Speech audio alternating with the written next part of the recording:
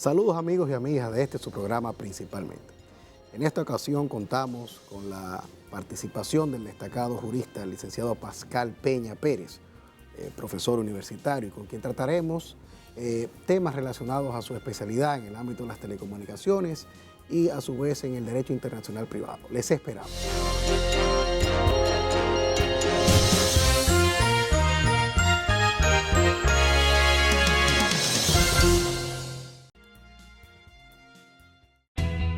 Desde el 1989, Seaboard se convierte en la primera generadora privada de energía de República Dominicana.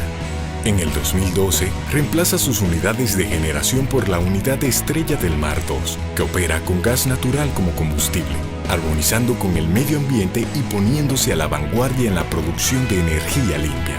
Seaboard, comprometidos con la satisfacción de sus clientes, el desarrollo nacional y el medio ambiente. Eres soporte de la familia. Eres de los que con su trabajo mueven la rueda que pone en marcha al país. Ahora la patria te convoca para que seas vigilante de la democracia. Intégrate a un colegio electoral. Obtén más información en www.jce.do, acudiendo a la Junta Electoral del municipio o llamando a Fonojunta a los teléfonos 809-534-0523 y desde el interior sin cargos 1-809-200-0523. Tú puedes ser garantía, hacer la diferencia. Intégrate, tú cuentas.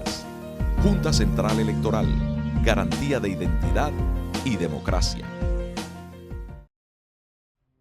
La presidenta del Senado, Cristina Lizardo, entregó este lunes, junto a Jacinta Esteves, presidenta de la Fundación Aprender Abre Caminos, una donación de 500,000 pesos a la Liga Dominicana contra el Cáncer.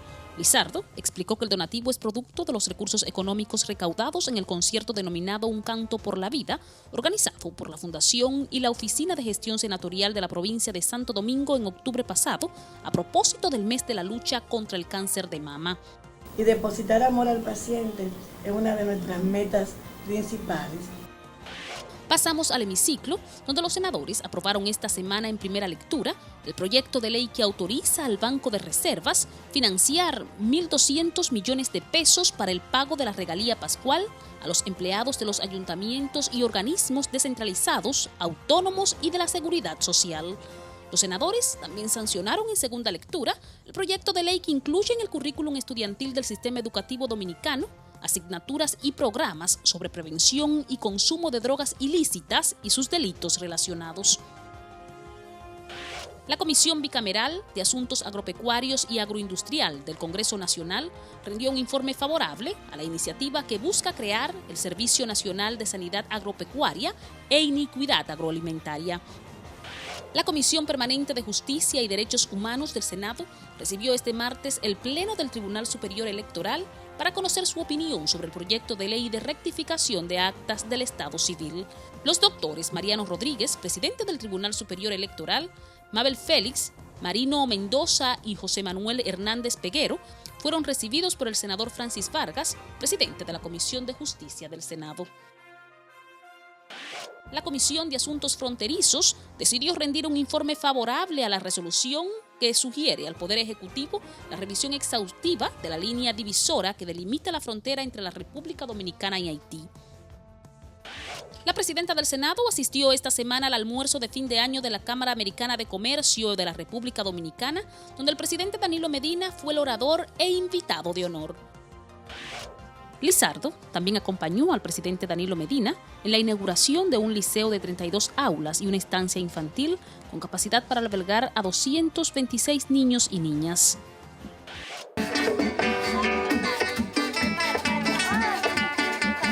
Asimismo, Cristina Lizardo encabezó la inauguración de la Navidad Real Iglú, que cuenta con el patrocinio de la industria San Miguel. Nosotros nos hemos propuesto a través de estas actividades hacer posible que la familia de nuestra comunidad pues tenga la alegría de compartir junto a sus niños y niñas de diferentes edades.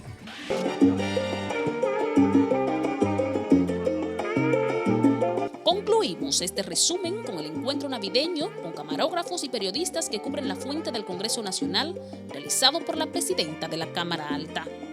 Salud. armonía y mucha paz, hoy y siempre.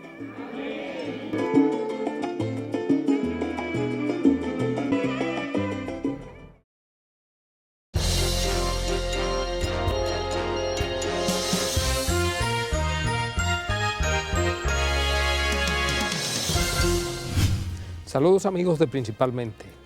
Hoy Principalmente tiene el honor de presentarles a todos ustedes un joven profesional del derecho, con una larga trayectoria en derechos de las telecomunicaciones, derecho administrativo, derecho constitucional, derecho privado, también con una trayectoria académica y un ejercicio en los tribunales del país. Pues se trata del licenciado Pascal Peña. Con Pascal vamos a abordar los temas de la actualidad del derecho. También debo decir que Pascal tuvo una destacadísima participación en la elaboración del Código de Derecho Internacional Privado. La Ley de Derecho Internacional Privado. La Ley de Derecho Internacional Privado, correcto, sí. Le vamos a categoría de código. Claro. que por sí ha tenido un impacto importante, sobre todo porque reconfigura determinadas figuras, valga la redundancia, jurídicas, que antes no estaban contempladas en nuestro código y que fruto, ¿verdad?, de la internacionalización del derecho y sobre todo del marco de relaciones de República Dominicana y sobre todo con la suscripción de nuevos acuerdos comerciales de que República Dominicana es signataria. Esto hace que la República Dominicana y las inversiones, sobre todo en República Dominicana, y las relaciones comerciales crean nuevas situaciones que había necesariamente que regular. Pues bien, sobre todo estos aspectos y sobre todo el aspecto de las telecomunicaciones tan importante en este mundo moderno de hoy, vamos a tratar con Pascal Peña. Pascal, un placer tenerte aquí. Inmenso honor tenerlos aquí. Gracias, muchísimas gracias. Bueno, vamos a comenzar con la Ley de Derecho Internacional Privado, en la que tú tuviste una destacada participación en la elaboración de la misma y que trabajaste en todo lo que fue la estructuración. ¿Cuáles son los aspectos más novedosos de esta ley y qué importancia tiene, sobre todo en nuestro sistema jurídico, al día de hoy? Excelente pregunta. Yo creo que iniciar con esa pregunta hace que mi exposición sea mucho más fácil. Porque precisamente el tema de la Ley de Derecho Internacional Privado lo que hace es establecer al menos dos importantes criterios. El primero es establecer la residencia habitual como criterio para establecer la competencia del tribunal y la ley aplicable. Este es un tema un tanto interesante y que produjo hasta el noviembre del 2014, hasta antes del 2014, muchos problemas. ¿Por qué? Porque se daba que República Dominicana tenía, dependiendo del ordenamiento del sector en donde se encontrara, el criterio de la nacionalidad. Es decir, si la nacionalidad de una empresa o la nacionalidad del individuo era el motivo por el cual el tribunal iba a asumir competencia o cuál iba a ser la ley aplicable. Ahora, de manera clara, la ley lo que ha hecho es establecer en primer lugar la residencia habitual, sustituyendo lo que es la nacionalidad, indicando dos aspectos. En cuanto a las personas físicas, la residencia habitual va a ser el domicilio. Y el domicilio, conforme lo define la ley, va a ser donde se realiza el centro de vida de las personas. ¿Qué se hace con eso? ¿Y qué es lo que evita? Es que si usted no tiene vínculos con la República Dominicana, usted no tiene que venir a la República Dominicana a demandar. Por eso, aún se discute un aspecto, pero por eso desaparece el divorcio al vapor. Ya los extranjeros en República Dominicana, los extranjeros no pueden venir a divorciarse en la República Dominicana. Hay un tema ahí un tanto discutible porque la ley deja una brecha en donde permite que tal vez dos nacionales dominicanos aún no residen en la República Dominicana, sí pueden venir a divorciarse, pero tú necesitas ese vínculo.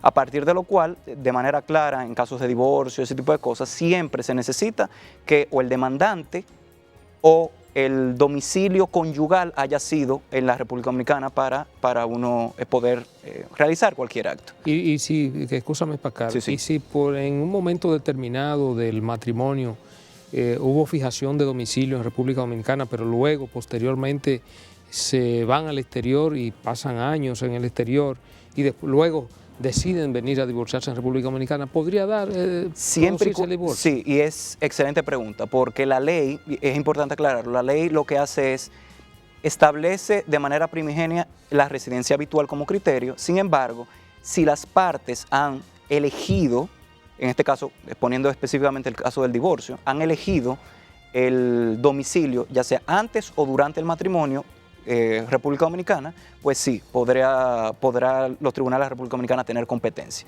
Y la ley ser la dominicana aplicable. Claro que sí. Pascal, bueno, definitivamente la ley viene a llenar un vacío importante que existía en el ordenamiento jurídico. Durante muchos años se discutía la necesidad de readecuar el marco normativo del derecho internacional privado, sobre todo a propósito de la apertura de los mercados y que el incremento de la dinámica de los intercambios comerciales, sobre todo de carácter internacional, que viene teniendo la República Dominicana bueno, en los últimos 20 años. Así es. Ahora bien, siempre es bueno identificar básicamente el modelo a partir de lo cual se aprueba esta ley, para uno entender de dónde nos viene ese modelo normativo. Yo he visto que la ley, pues, bueno, tiene una técnica legislativa interesante, definiendo el objeto, los principios, etcétera. ¿De dónde nos viene? ¿Cómo llegamos a esta ley que tenemos en la República Dominicana? También interesante pregunta, porque como estamos hablando de una ley de derecho internacional privado, hay diversas teorías, diversos criterios y diversas experiencias que se tomaron. Sin embargo, es importante aquí aclarar y obviamente reconocer que la mayor influencia ha sido la influencia europea, específicamente la parte española, en donde se ha tomado a partir del derecho comparado y de las experiencias comparadas las soluciones que había traído su legislación. Como muy bien tú comentas, Fermín, la ley define igual objeto. Ya nosotros tenemos muchas leyes que hacen lo mismo. Tenemos la de competencia, la de consumidor, que su artículo 2 precisamente es ese.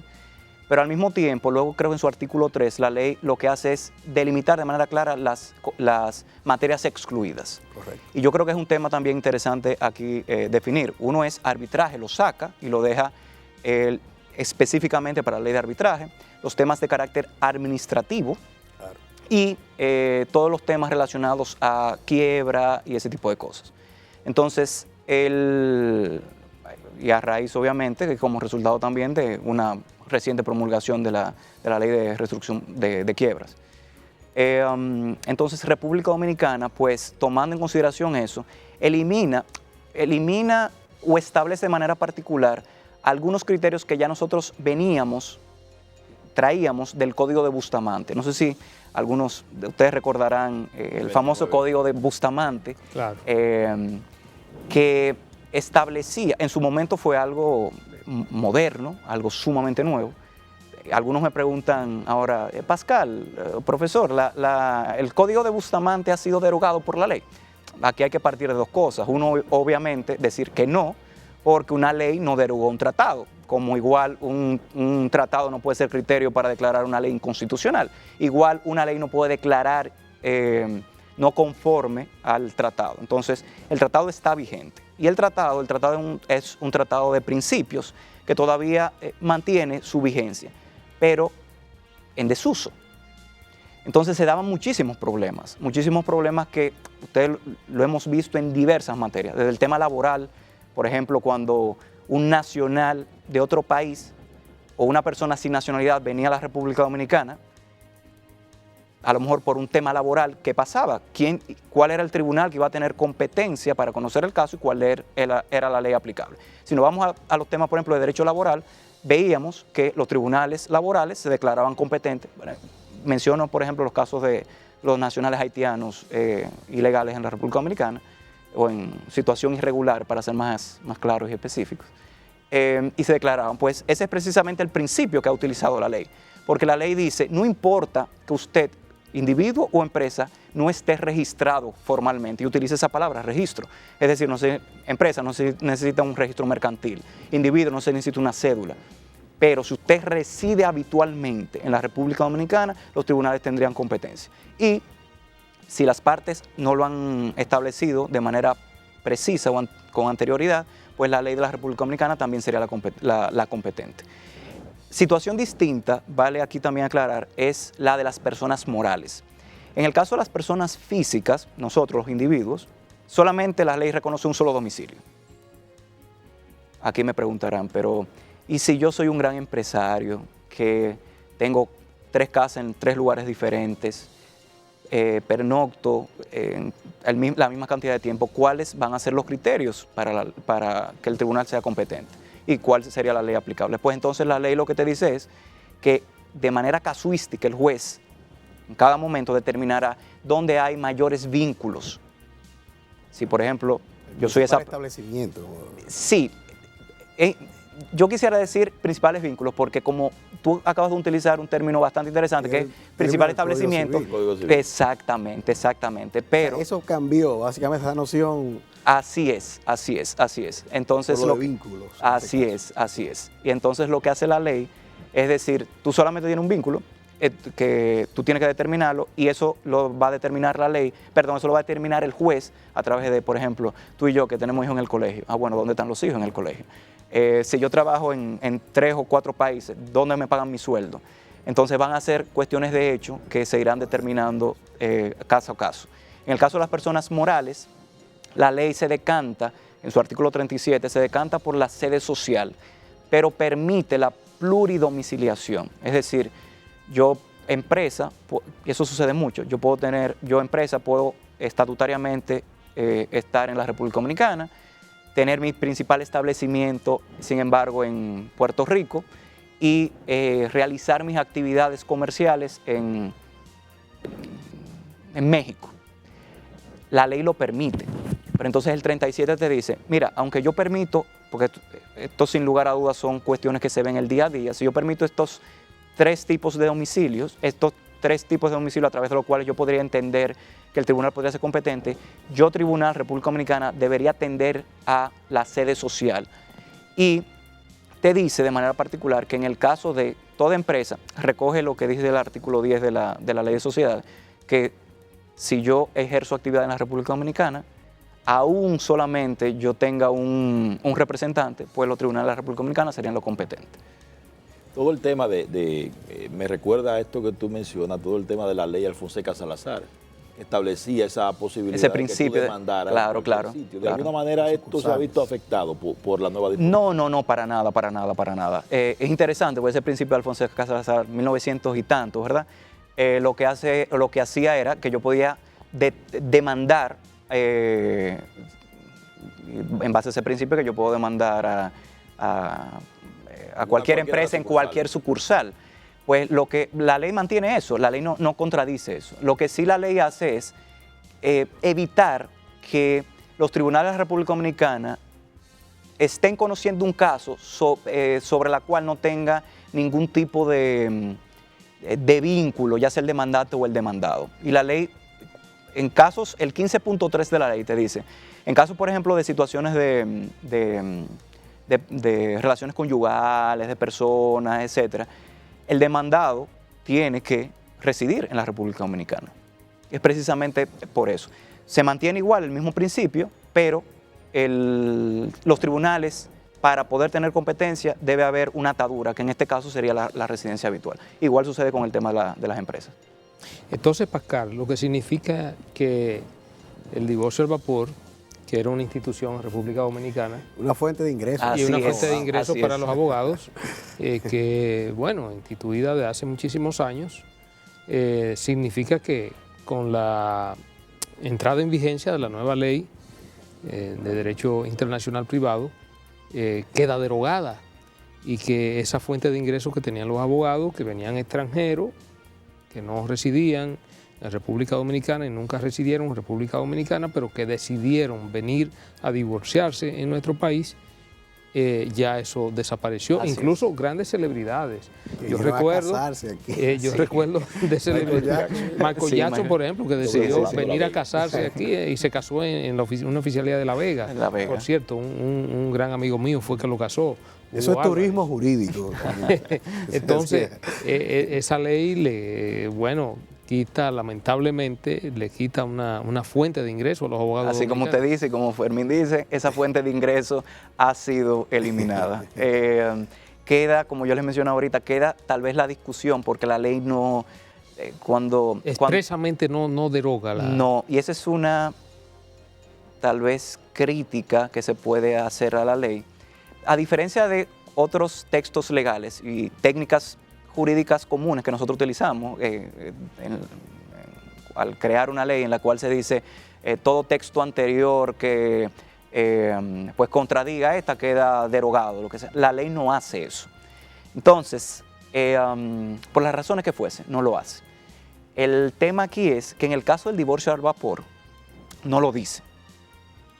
Entonces, hay dos situaciones que se presentan. Una es con el tema del divorcio al vapor de manera particular. La primera es que la ley, como requiere residencia habitual, obviamente dos extranjeros que ni se casaron en la República Dominicana, no tienen vida, no tienen su centro de vida en la República Dominicana de alguna manera, pues no pueden venir a la República Dominicana sin lugar a dudas. Sin embargo, el 15.3 de la ley, su parte infine, habla de los nacionales dominicanos que viven fuera. Es decir, básicamente la ley deja abierta la posibilidad, que creo que va a ser un tema de discusión jurisprudencial en su momento, deja aparentemente la brecha de que aunque usted no resida, repito que es el criterio básico, usted no reside en República Dominicana, si usted tiene la nacionalidad dominicana, ambos tienen la nacionalidad dominicana, podrían venirse a divorciar a la República Dominicana. Entonces tienen que ser ambos. No puede ser que un dominicano o una dominicana esté casado con un extranjero y quiera venir a divorciarse aquí. No pudiera. No pudieran. Bueno, yo siento, no lo hago como una crítica a la ley, pero en materia de la institución del divorcio, limitar esa posibilidad, incluso de que dos extranjeros puedan venir a divorciarse aquí o donde le plazca, yo creo que es una limitación y una afectación a un derecho fundamental. No sé si eso tendrá en determinado momento que ir al Tribunal Constitucional, porque la verdad es la utilidad de eso también, o sea, porque eso se discutió, Pascal, o sea, expresamente, porque uno podrá decir, bueno, quizá viene por efecto de una interpretación que con posterioridad se da a la entrada en vigencia de la ley, o si eso se discutió de que ese tipo de cuestiones pues iban a quedar derogadas con la entrada en vigencia de la ley. Es que en el momento, interesantísima tu pregunta, y que da mucha tela por donde porque cortar. Siempre uno discute, bueno, esa relación vino, yo recuerdo que se planteó tal cosa. Y es que, y te repito, da mucha tela por donde cortar porque cuando se decide establecer la residencia habitual como criterio, todo lo que viene a raíz de eso se va de encuentro. Y eso pasaba entonces con ese tema. Claro. A mí me parece... es más por un tema de la filosofía. Digamos que es la consecuencia. Exactamente. Una consecuencia. Así es, pero entonces, como muy bien usted estaba comentando, aquí usted podría discutir diversas cosas, porque como repito, no hay una derogación expresa. Entonces se podría hablar de una derogación tácita. Exacto. Nuestra Suprema ha tenido, incluso a la luz de la promulgación en su momento del Código Procesal Penal, tuvo en su momento la oportunidad de hablar de lo que yo he denominado en un artículo ahí la indeterminación lógica de las normas. Específicamente lo siguiente, en que hay leyes tan especiales que necesitan ser derogadas de manera expresa, como temas de procedimiento, etc. ¿Qué pasaría aquí? Donde está bien, se establece el criterio de residencia habitual, pero en el caso del divorcio al vapor, como usted está diciendo, aunque se hace mención en sus considerandos a la ley 1306 bis, no hay una derogación expresa. Entonces, si no la hay, se podría entender de que, y aquí yo dejo la pregunta abierta, ¿se podría entender que ambas leyes son igualmente vigentes? Porque, repito, se establece el criterio de residencia habitual, pero todavía y en principio hay una ley que no ha sido derogada de manera expresa. Entonces esas son las dos, entiendo las dos grandes posiciones. Esa, no hay una derogación expresa que tal vez podría quedar abierta, repito, tal vez en su momento el tribunal decidirá a través de su jurisprudencia, queda o no abierta la posibilidad de esos divorcios todavía, o como yo les mencionaba, la posibilidad de que dos nacionales, que sería el único caso excepcional de dos nacionales dominicanos, vengan a República Dominicana a divorciarse a través de la ley. Eso tú vas a tener que aclarar. No, el tema es que es un tema, así mismo. va a ser un tema Eso va a ser un tema civil van a polémico, tener un que tema polémico. sí, Y referirse a eso.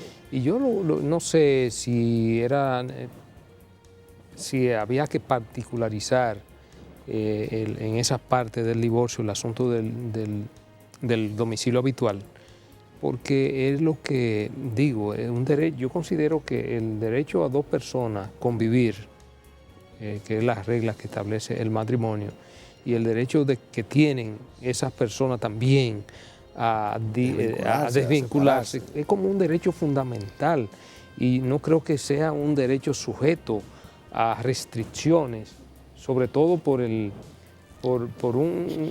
asunto elemental que tenga que ver con la residencia, con el domicilio de esa persona.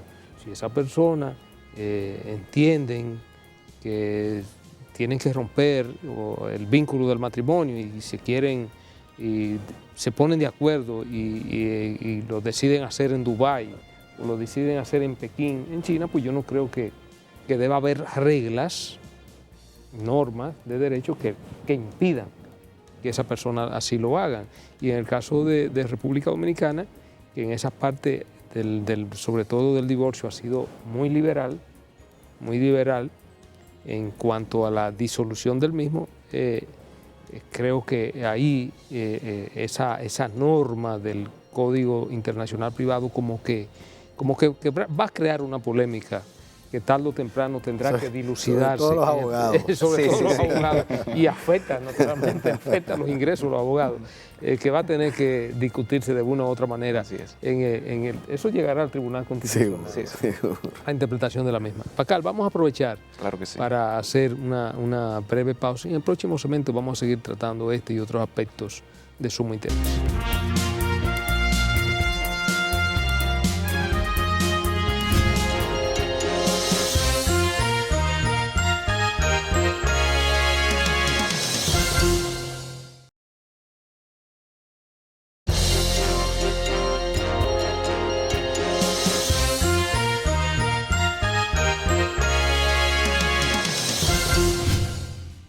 Seguimos, amigos, principalmente hoy con la presencia del licenciado Pascal Peña, especialista, como vemos, en Derecho Internacional Privado, pero también Derecho de las Telecomunicaciones, Derecho Constitucional, Derecho Administrativo, profesor universitario, es decir, estamos frente a un académico y un abogado en pleno ejercicio profesional.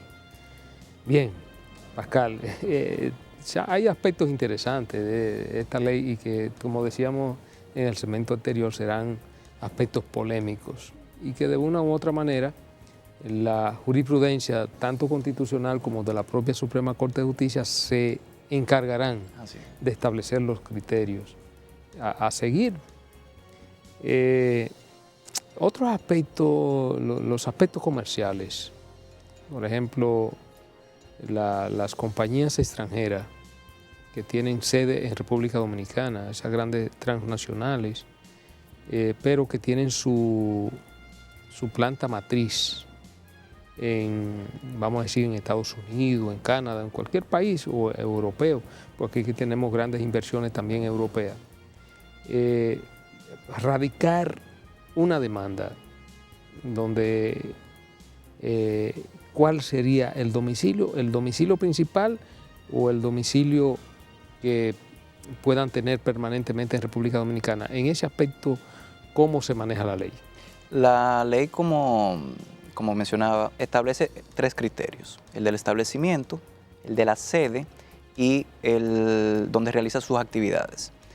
Lo que hace la ley es, reitero, decantarse por el tema de la sede social.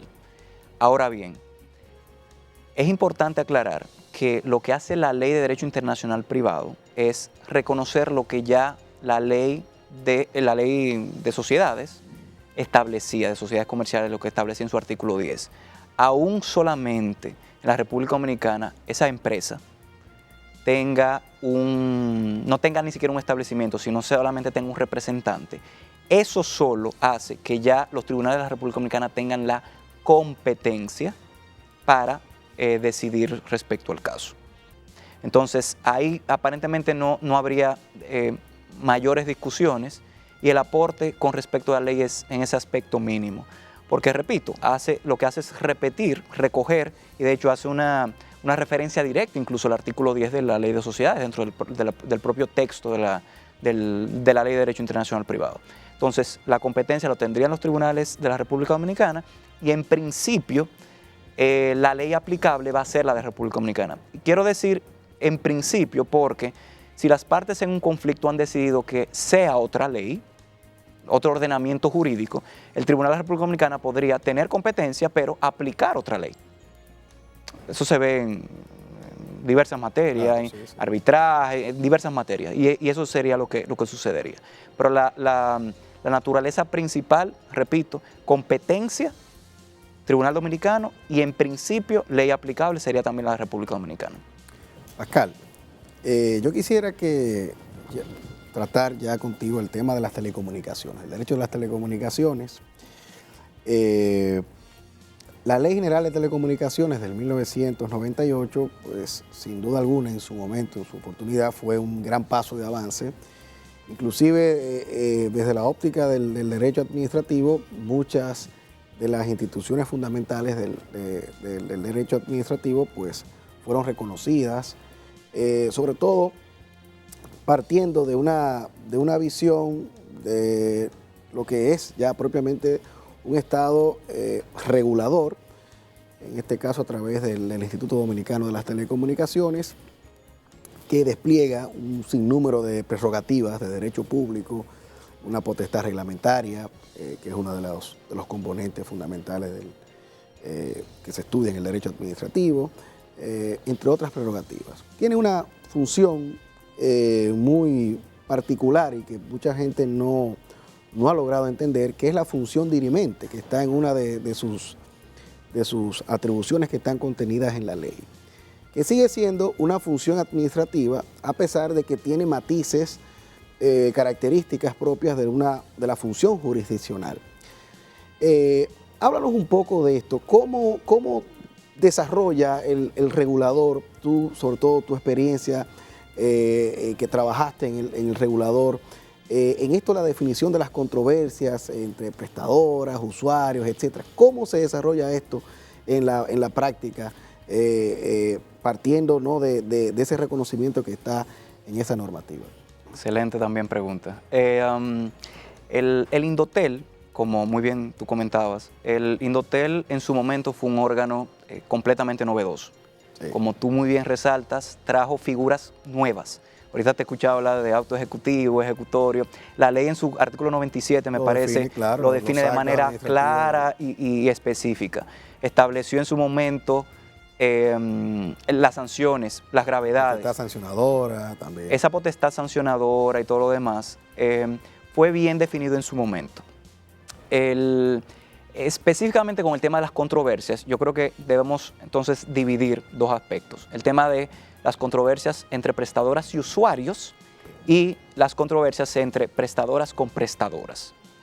El tema de las controversias, y vamos a empezar por las controversias con las prestadoras y los usuarios, que es tal vez el día a día de la población. Y es cuando usted tiene un inconveniente con una factura telefónica, que el servicio, le están cobrando por un servicio que no ha recibido, que a lo mejor usted se fue a Estados Unidos y la factura de roaming le aparece súper cara. Esas son las controversias. Hay un reglamento incluso fue modificado que es el reglamento de solución de controversias entre prestadoras y usuarios, así mismo se llama. Ese reglamento lo que hace es precisamente establecer los parámetros y los criterios, los plazos, los derechos de prestadoras y usuarios frente a una reclamación. Establece de manera general, primero, la obligación de acudir a la prestadora. Es un criterio que está bien porque a la prestadora se le debe, y de hecho es más barato, menos costoso incluso para el Estado, explicaré por qué ahora, de que la prestadora pues solucione internamente la situación. Cuando eso no se da, entonces, después de un plazo, me parece de 60 días, el usuario puede acudir al Indotel. Y dentro del Indotel entonces se agota un procedimiento. En ese procedimiento, en el CAO, que es el Centro de Atención a los Usuarios, luego se trata de hacer una mediación, repito, una mediación en la cual también se trata de que la prestadora ceda, el usuario ceda, mediar en su término más noble. Pero cuando no se soluciona, entonces hay que apoderar lo que son unos árbitros, lo que se denomina en la ley los cuerpos colegiados, que son 3 profesionales independientes que no son funcionarios de Indotel, sino que a través de concursos, de evaluaciones que se realizan periódicamente, pues se eligen como un panel arbitral cualquiera. Entonces ellos conocen el caso y deciden. De eso se dicta un laudo. Y aquí viene el tema interesante dentro del derecho administrativo. Ese laudo, que es un laudo, repito, es un acto administrativo. Aquí recuerdo una discusión que tuvimos en Twitter, un grupo de amigos, Reinaldo, Ramos, Nil, Cayance, un grupo interesante precisamente sobre el tema, donde sin duda hasta que dictado el laudo pasa al Consejo Directivo para su homologación. Esa homologación es lo que hace que se convierta en acto administrativo y eso es lo que es recurrible. El tema aquí es que luego de esa posibilidad, pues se agotan las vías recursivas normales. Claro. Que ahí tiene un recurso especial, ese todavía se mantiene ante la Suprema Corte de Justicia. Interesante tu pregunta, porque precisamente lo que generó la discusión en aquel momento fue ese tema. Eso estaba derogado, ¿no? Exactamente. La Suprema Corte de Justicia lo que hizo fue, y para aclarar la naturaleza y el contexto, es porque nosotros estamos hablando, yo le estoy mencionando casos de facturas que pueden ser millonarias, pero estamos hablando también de facturas que pueden ser de 15 pesos, 20 pesos. Imagínense el pleno de la Suprema Corte de Justicia. Conociendo de eso. Y yo en mis primeros casos, en el 2004, recuerdo, yo sentado en pleno con la Suprema hablando de casos de 30 pesos y 15 pesos. Entonces, obviamente, la eficiencia del Estado ahí no se veía. Entonces, la Suprema en su momento creó un reglamento. La Suprema comenzó a conocer los casos, la tercera sala, pero luego, dictada una decisión, lo que hizo fue mandar los casos, ¿a dónde? Al Tribunal Superior Administrativo. Entonces, hasta ahora y hasta el momento, lo que está sucediendo es eso. El procedimiento entonces debe agotarse de esa manera. Dicta el laudo arbitral, se homologa, homologación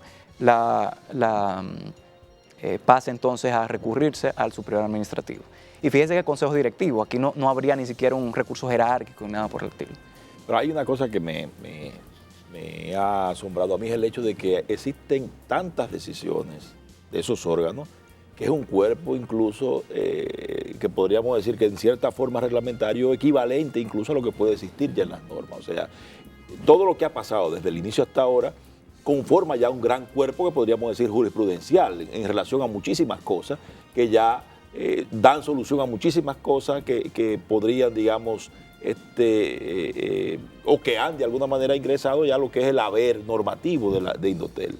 No sé qué parecer tienes tú con respecto a esto y si existe algún tipo de documento que organice y sistematice estas decisiones. No hay ningún documento que sistematice, sin embargo, sí ya han habido al menos 2 situaciones en donde se ha presentado eso, que a través de criterios que ha asumido el Consejo Directivo y la independencia de los árbitros ha tenido criterios distintos, lo que hace el órgano, en su caso el Consejo Directivo, es no homologar. Si no homologa, entonces obviamente la decisión no tiene ningún efecto. Entonces, ¿qué es lo que hace? Lo que ha pasado es entonces que, pues, se ordena de una manera u otra o se apodera a otros cuerpos colegiados para que deciden en ese sentido. Entonces, aunque no no es un criterio jurisprudencial obligatorio, porque repito, es un tema de independencia que se debe dejar, pero sí ha sucedido, y ha sucedido de manera particular. Tal vez ustedes no lo recordarán porque estamos todos muy jóvenes, pero antes había la conexión internet de ADSL. ¿Ustedes se acuerdan cuando sonaba? Sí. Se daba mucho que en aquellos momentos habían conexiones ilegales, producto de conexiones a páginas de internet que tenían ya sea un gusano, un virus, para utilizar el término, un virus que hacía que se conectara la llamada y le cobrara al usuario llamadas internacionales. Sí, claro. Entonces, ¿qué pasó? Ahí se presentó una discusión bastante interesante con el tema de los derechos del consumidor. Entonces se decía, ven acá, pero si el usuario no tiene conocimiento, si en su momento la prestadora no advierte al usuario que se va a conectar, tiene la obligación el usuario de pagar. En aquel momento, producto precisamente del criterio que, repito, que en aquel momento tenía el representante de los usuarios en el Consejo Directivo. El Consejo Directivo está conformado por representante de usuario, un representante de prestadora, el ministro de Economía, Planificación y Desarrollo, el presidente, y la dirección ejecutiva. Pues el representante de los usuarios en aquel momento notó eso, y producto de eso hubo un cambio. De hecho, fue el doctor David Pérez, en aquel momento, que terminó luego siendo el presidente del Indotel. Y eso produjo entonces un cambio, que ya esas situaciones no se dan. Ya no se dan producto de esa situación. Entonces, esas es las primeras controversias, prestadoras y usuarios. Pero ahora viene el tema de las controversias, que tal vez para nosotros es lo más interesante por lo que implica, entre prestadoras y prestadoras. El órgano regulador, en temas de competencia, que obviamente también involucraría un proceso sancionador, es el primero de los órganos reguladores autónomos que tiene un reglamento del 2002, me parece, que es el reglamento de libre y leal competencia. Pero, además, en otros procesos, tales como, imagínense que se dicta una decisión, tal vez de un cuerpo colegiado, y la prestadora decide no cumplir. ¿Qué va a pasar con ese principio de autotutela de la administración, en este caso del Indotel, para hacer cumplir sus decisiones? Pues lo que hizo o lo que ha hecho el órgano regulador, o otro ejemplo, de que otorgada una concesión, la concesionaria, la prestadora de servicios, no cumpla con sus obligaciones, que el servicio no sea continuo, no sea interrumpido. Eso tal vez nosotros lo veamos mucho, que a lo mejor estamos haciendo una llamada, la llamada no entra, que el servicio, uno contrata un servicio por tantos megas de data y simplemente no lo percibo. Pues entonces, ¿qué sucede? El órgano regulador ha tenido la oportunidad de conocer casos como estos, y lo que ha hecho es, dentro de un proceso sancionador, sin tener un reglamento sancionador específico, ha utilizado los principios, y aquí quiero aclarar, incluso antes de la ley 107, claro, utilizó los principios del derecho penal y del derecho administrativo comparado. Y hay unas decisiones bastante buenas del 2011 y 2012, que invito incluso a todos los que deseen a leer, en donde establece y reconoce principios, todos los principios básicos establecidos ya en la 107-3. Entonces, con eso garantiza los principios básicos de la tutela judicial efectiva, el doble grado de jurisdicción, la posibilidad del pliego de cargos y, sobre todo, pues sancionar conforme los sí, el principio de proporcionalidad. Claro, claro, las faltas establecidas dentro de la ley. Sí, la reserva de ley también. Exactamente. Entonces, ha podido incluso, en sus momentos, producto de esa sanción, pues sancionar a niveles tales que ha quitado las concesiones. Eso se ha dado. Pascal, ciertamente, tal y como lo decía Manuel, la ley de telecomunicaciones, que es una ley del año 1998 y que creó todo un marco normativo y una especie de revolución en República Dominicana en materia de telecomunicaciones, era avanzada para su época. Ahora bien, En el mundo de las telecomunicaciones, que se enmarca dentro del mundo de la tecnología, y al producirse una revolución tecnológica que va cada día avanzando vertiginosamente, produciéndose cambios de la noche a la mañana, vamos a decir, pienso, y creo que Manuel y Pedro se inscriben en eso, que ya la actual ley de telecomunicaciones está resultando, quedándose atrás con relación a la velocidad con que van los cambios tecnológicos al día de hoy.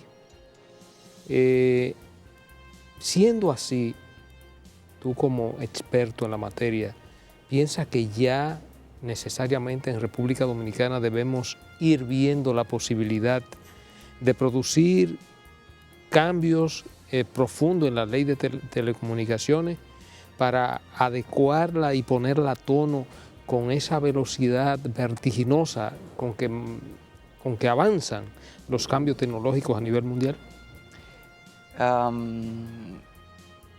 Mi respuesta es depende. ¿Por qué depende? Si lo que se procura con la ley es, como sonó hace unos meses, si lo que se procura con la ley es romper con la eficiencia que se tiene ahora mismo a través de un consejo directivo para crear un ministerio, la respuesta es no. Si lo que se procura es eficientizar temas como los sancionadores, garantizar, como usted muy bien dice, el desarrollo de un mejor mercado conforme a la competencia, la tecnología, pues sí.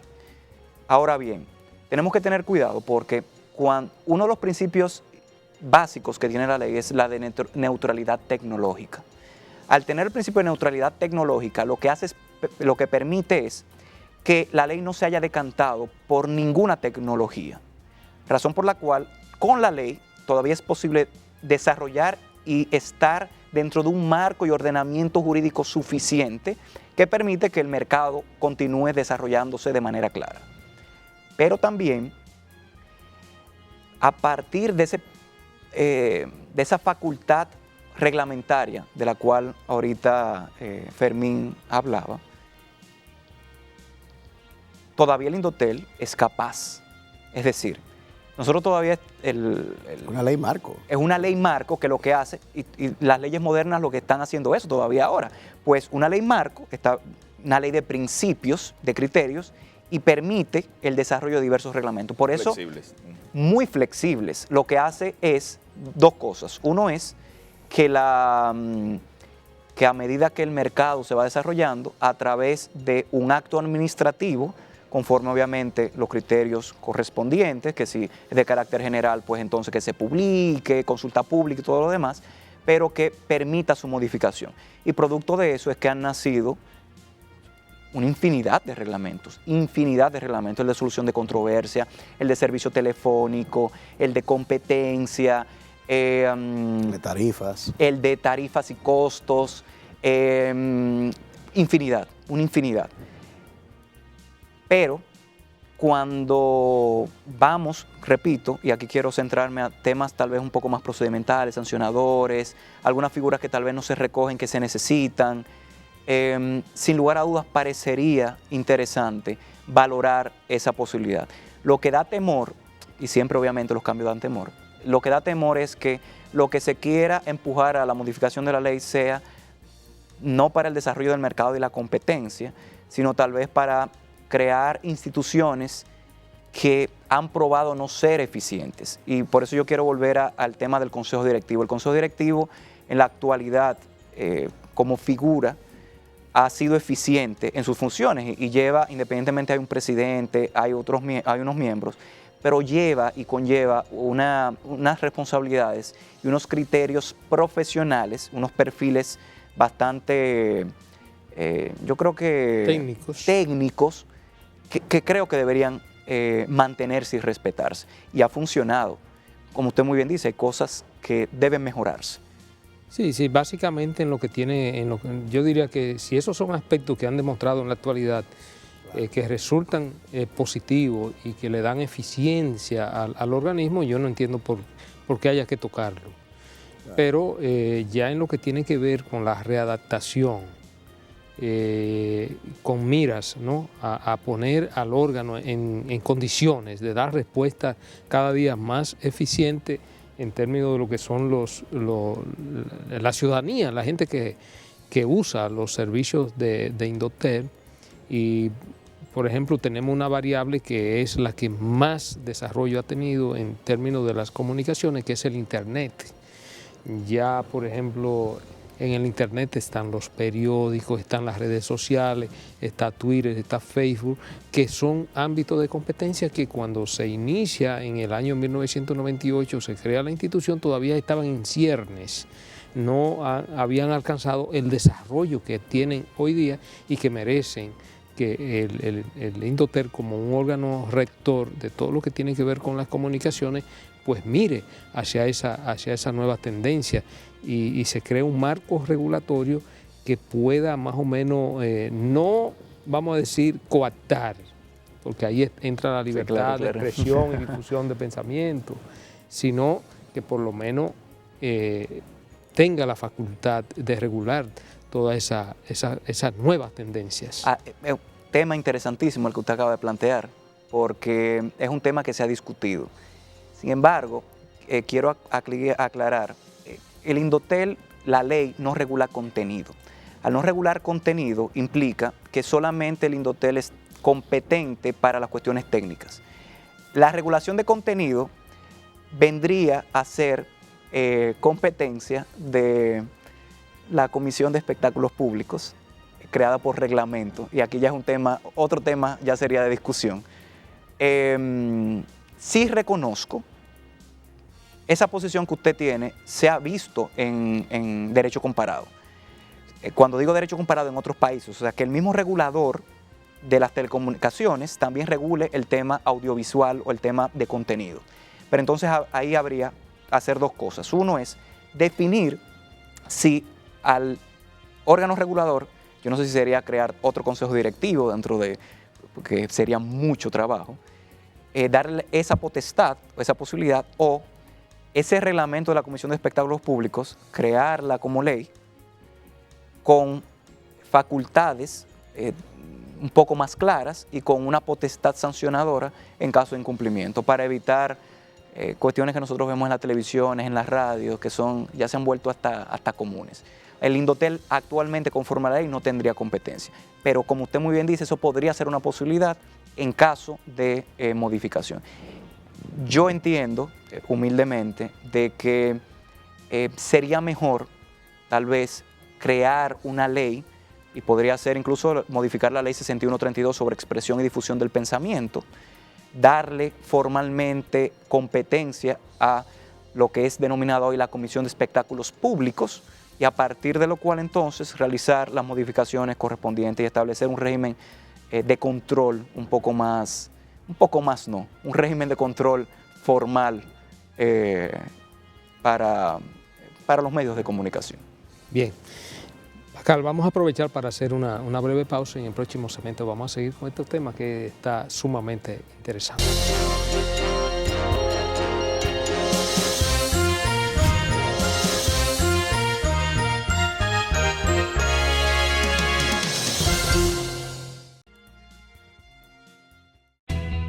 Desde el 1989, Seaboard se convierte en la primera generadora privada de energía de República Dominicana.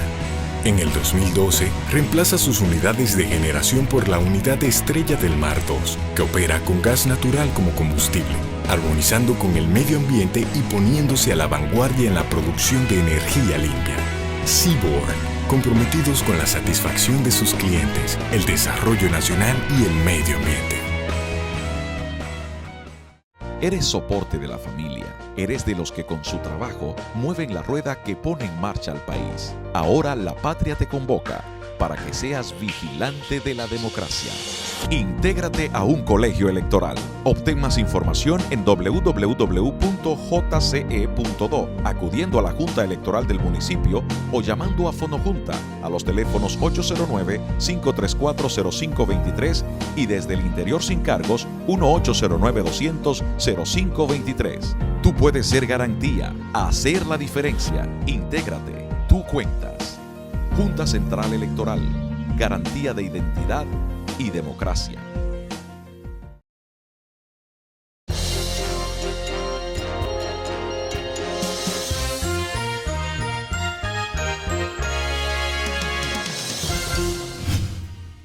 Seguimos, amigos, principalmente hoy con la presencia del licenciado Pascal Peña. Como todos ustedes habrán visto, es un abogado que discurre con una facilidad increíble sobre diversos temas. Ya vimos experto en la ley de derecho internacional privado, que tendremos que hacer otro programa porque es una ley bastante amplia. Claro. Y hay muchísimos aspectos que por el tiempo no pudimos tocar, pero también en telecomunicaciones. Bueno, quedamos en el segmento anterior, Pascal, un asunto muy interesante y de gran actualidad. Así es. Cuando nos llegamos al asunto de que habría que ver, y particularmente nosotros nos inclinaríamos que si se tocara y se modificara en algún momento la ley de telecomunicaciones, la ley que rige la industria, sería para ya focalizar, ¿no?, en términos de la evolución de las nuevas tecnologías, sobre todo la que más ha impactado en el mundo moderno y en el mundo de las comunicaciones, que es el Internet. Sin lugar a duda, el Internet ha revolucionado el mundo, de tal forma que en fracciones de segundo uno se entera de lo que pasa en China. Ya los periódicos son digitales, ya el periódico físico pronto será historia patria, serán piezas de museo, porque nadie se va a interesar por leer un periódico físico. Pero, ¿qué sucede? Ya cualquier individuo, cualquier persona con un artefacto, es decir, con un celular, es dueño de un medio de comunicación. Y tú me dices, ¿pero cómo dueño de un medio de comunicación? Claro, porque o está en Facebook o está en Twitter. Y esa persona que, por ejemplo, es usuario de Twitter y que tiene miles de seguidores con los cuales se relaciona, tiene en su mano un medio de comunicación y desde ahí puede difundir información que puede ser falsa, información que puede ser incluso como dañina, ha pasado ya. Como ha pasado, información que puede ser dañina porque ataca la honra, la dignidad y el honor de una persona. Y la verdad es que no creo, en el caso particular de República Dominicana, que haya un órgano, y en este caso uno pensaría en el Indotel, que pueda regular ese tipo de actividad o ese tipo de medio de comunicación, porque el que tiene más de 1000 seguidores, que sea muy activo en la utilización de esa red social, como el caso de Twitter o de Facebook, ya tiene un periódico en su mano, porque desde ahí puede difundir información. Así es. Hemos visto, por ejemplo, pero también tenemos el YouTube. Ya cualquier individuo filma algo en su celular, lo sube a YouTube y eso puede crear estremecer la sociedad, cualquier información. Lo vimos recientemente con el caso famoso de mi gran amigo, el querido, mi gran amigo, el doctor Crisóstomo. Le gusta mucho el béisbol, recorrer las bases. Ponemos ese ejemplo, pero para que ustedes vean el impacto que tiene el asunto de las redes sociales, son reales medios de comunicación. Un simple celular ya, que por cierto está en cierta medida, eso implica la descentralización de los medios de comunicación, que tal y como lo plantea Moisés Naim, El fin del poder. El fin del poder. Es un libro, por cierto, me lo regaló Pedro. Importantísimo. Muy interesante. Ya el poder, cualquier individuo con un celular tiene poder en su mano, porque tiene poder para comunicarse, tiene poder de convocatoria. Es importante decirlo, sobre todo en ese contexto que el profesor Radamés lo dice, porque Pascal, hay que decirlo, es hijo de quien fuese el precursor, mi amigo. Su padre sentó las bases de que aquí se hablase del derecho de la comunicación y sobre todo en ese tema de la, de la ley 6132. De la ley 6132. Sí. Y que yo sé que Pascal pues ha seguido sus pasos. Éramos grandes amigos, debo decirte, Pascal. Y yo particularmente lo admiraba mucho y leía siempre sus artículos en el Listín Diario. En Gaceta también. Y en Gaceta Judicial, sí. Gaceta Judicial también. Era una institución de derecho de la libertad de expresión y difusión de pensamiento. Claro. Y a propósito, ese código de la comunicación, ese proyecto que todavía, pues, pienso que se está trabajando, no sé, ¿tú has podido verlo? ¿Te has enterado? Sí, me he enterado. Yo no he trabajado con el proyecto, pero el código lo que hace es recoger algunos de los principios de la ley 6132, que como ustedes saben, la ley 6132 es básicamente una traducción de la ley francesa de 1800 y tantos. 1886. Pero sí lo que se ha hecho, y sé que hay muchos que han propugnado por eso, se trata de hacer incluso una clasificación del tema de las informaciones y el tema de dependiendo a quién se ofende, el nivel también de la sanción, precisamente por algunas de las cuestiones que usted estaba comentando ahorita. Yo aquí debo primero hacer un paréntesis para agradecer obviamente el reconocimiento a mi padre, quien obviamente toda su vida se dedicó y se especializó a eso. Sí. Y dejó en sus artículos. Todos los casos tuvo importantes. Así es. Y dejó en sus artículos muchos criterios que en su mayoría compartimos, pero que lamentablemente hemos visto que la jurisprudencia en la actualidad se ha ido decantando por algo distinto, y específicamente quiero aquí referirme a lo que es el tema de la responsabilidad en cascada. Correcto. La ley 6132 de expresión y difusión del pensamiento establecía, y digo establecía porque lo declaró el presidente de la Suprema inconstitucional en conocimiento de un caso. Aunque en un caso de vía difusa, es decir, que así es, relativo así es, pero y qué bueno que podemos debatir sobre el tema, que lo conozcas. Lo que hizo fue declarar inconstitucional la responsabilidad en cascada sobre la base del principio de la personalidad de las penas. Aquí quiero aclarar lo que significa. Uno es responsable solo por el hecho cometido. En el caso de la ley te dice, como tú eres dueño o director de un medio de comunicación y el director es responsable de todo lo que va a salir, entonces quien firma la publicación no es el responsable, sino el director o el editor, porque debe pasar un filtro. Es decir, yo, periodista, la información no sale si mi editor y si mi director no lo ven. Entonces hay quien es el responsable. Exacto. Mi opinión es, así lo reconocía también mi papá y algunos otros, la responsabilidad debe mantenerse así, la responsabilidad en cascada. Lamentablemente, repito, el criterio fue distinto y se indicó sobre el criterio de responsabilidad de la pena que debía ser quien escribía. Eso representa muchas cosas, porque entonces elimina la responsabilidad de lo que tienen los directores y los editores, de revisar. Y de los dueños de medios de comunicación, que es de revisar lo que va a salir. Bueno, la verdad es que vamos a tener que emplazar a Pascal para una próxima oportunidad, porque se nos quedaron muchísimos temas, Pascal.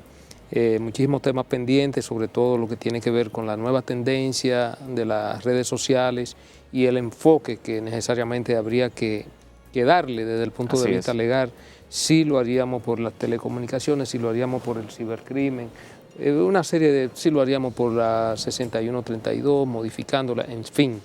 Hay todo un mundo abierto de discusión pendientes. Entonces, nada, Pascal, agradecido y emplazado para que en una próxima oportunidad nos acompañe para seguir dilucidando este y otro tema de suma interés. Para mí un honor. Muchísimas gracias. Gracias a ti.